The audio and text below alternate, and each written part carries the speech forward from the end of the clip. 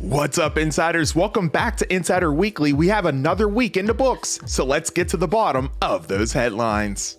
The Xbox partner preview this week highlighted upcoming titles on the way from EA, Capcom, and others. The physical edition of Baldur's Gate 3 will have a total of 4 discs on Xbox. Warner Brothers is set to move away from AAA games and now will focus on live service. Ghost of Tsushima Director's Cut PC release date has been formally announced. Marvel's SpiderMan 2 update allows for access to the dev menu, potentially teasing new DLC.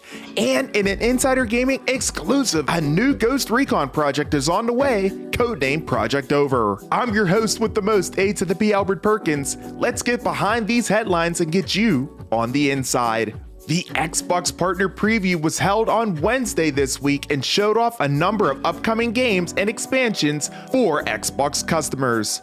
There were a total of 14 games that were shown off during the 30-minute showcase, all of which can be found over on InsiderGaming.com. But some of the ones that stuck out were the expansion pass for Persona 3 Reload and Unknown 9 Awakening. The physical edition for Baldur's Gate 3 is on the way soon for the Xbox Series consoles, but I hope you have enough room for the case, as the game will be an enormous 4 discs. According to Larian Studios, the reasoning behind this is an effort to avoid compromising the game, which has over the limit for 3 discs by just over 500 gigabytes. And if Larian wasn't willing to provide a 4-disc game, it would need to cut content from the title ahead of shipping. Now, 4 discs is something that is rare in this day and age in the video game industry.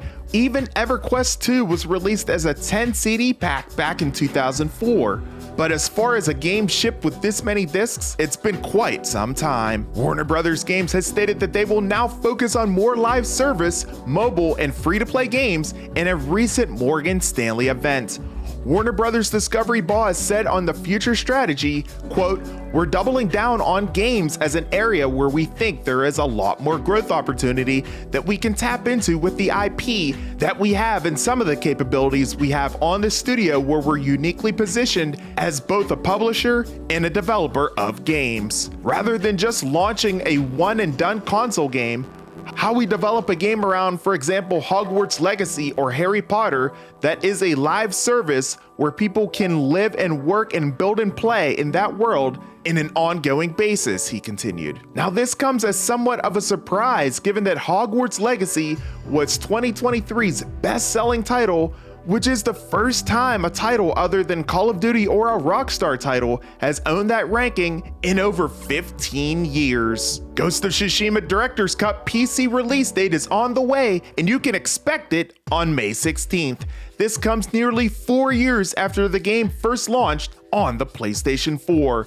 The Director's Cut will include the base game, the Iki Island expansion, as well as the online multiplayer Legends game mode. The Nixxes software community specialist stated, quote, "For the past year, the team at Nixxes has been working hard to bring the Sucker Punch in-house engine technology to PC and implement PC features such as unlocked frame rates, variety of graphics settings and presets, and customizable mouse and keyboard controls. Of course, the game will also include full support for the PlayStation DualSense controllers, including the haptic feedback and adaptive triggers.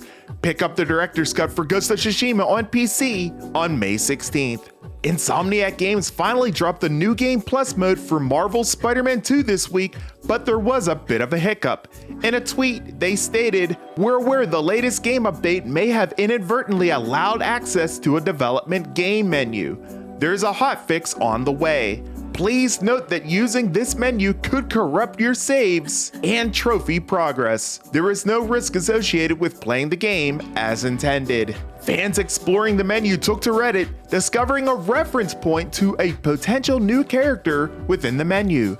The spoilers align with discoveries from the Insomniac leak, which occurred a few months back, which suggests that the new Beetle DLC may be on the way. We'll have to see if that comes to pass, but if this does indeed turn out to be true, it could lend to some credibility to some of the other leaks the surface in the past year as well. And in an Insider Gaming exclusive, a new Ghost Recon game is being developed, codenamed Project Over. Now, not much is known about this game, but it is potentially aimed for a 2025 to 2026 release. However, that could be delayed. It is a squad-based tactical shooter, almost like a military sim. It will of course be a first-person shooter and will be based during the fictional Naaman War set in a hostile southeast country. Now, this Naaman War has seen hundreds of thousands die in war crimes, so this will no doubt be a very intense region that is being infiltrated.